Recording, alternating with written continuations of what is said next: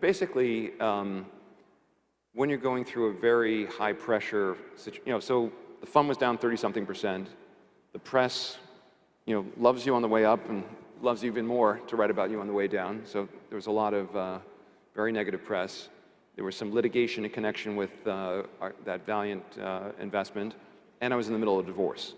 So it was bad. It was about as bad as it gets, but I didn't have a health issue. So one, it's important to keep perspective. But the way you manage through that kind of stressful situation, all of us are going to have a moment like this. Unfortunately, it's going to be, a health issue. It's going to be you're fired from your job, your startup fails. You will, and it's even harder when you've fallen from a high place to a low place. So my method was just, I'm going to make a little progress every day. Compounding is the solution to the vast majority of progress in the world, and personal compounding is even more powerful because you make 0.1% progress every day. It doesn't sound like a lot, but annualized, it's a huge amount. And so what I said to myself going through this period is, each day I'm going to make progress. I'm not going to look back to where I was, because if I look there, I'm going to get discouraged. I'm just going to focus on the next step, and then the next step, and the next step. And you don't notice any meaningful change for the first few weeks. But about 90 days in, you're like, okay, I'm here. Here's where I was. Now, I used to be up there, but I'm just going to keep compounding. And the curves of compounding, which I'm sure you know well, start like this. They don't look like much, and then they look like COVID, and they sort of eventually kind of take off. And the other key success factor going through a challenging period of time is just to be really healthy. So, I decided a while ago to go zero sugar. I highly recommend zero sugar. It's good for everything from mental acuity to the way you look, to physical, just everything about it is a positive. Exercise, nutrition, sleep, kind of the basics, and then surrounding yourself with people you love and love you. And if you do that, I think you can work yourself through almost any problem. And I met my wife, now wife, at the absolute bottom, almost to the day. I had my first date with her, and that was I think love saves us all. It's very true. This gets to, I know we're running out of time, but describe your Brad Pitt moment with your... sounds like you've done some due diligence. So I described, like, my deepest, darkest moment was, the fund's down 35%, investors are redeeming, we've got a court case that's going poorly, I'm joined and severally personally liable with Valeant Pharmaceuticals, a company going bankrupt, on the shareholder litigation.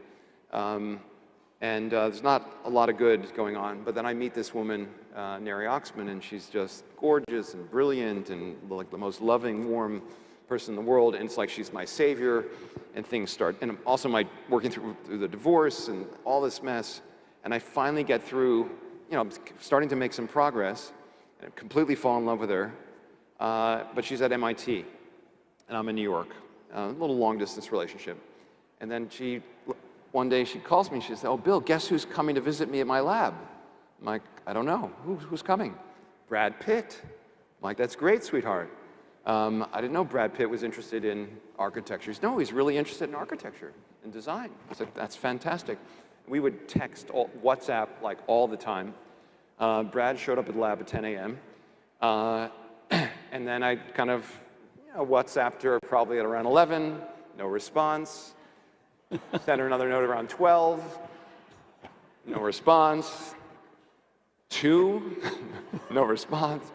And it was probably, for the period of time from the beginning of our relationship to that moment, it was the biggest gap in unresponded, not just the texts were unresponded to. You know how the checks go blue when she reads it? They didn't even go blue. Okay.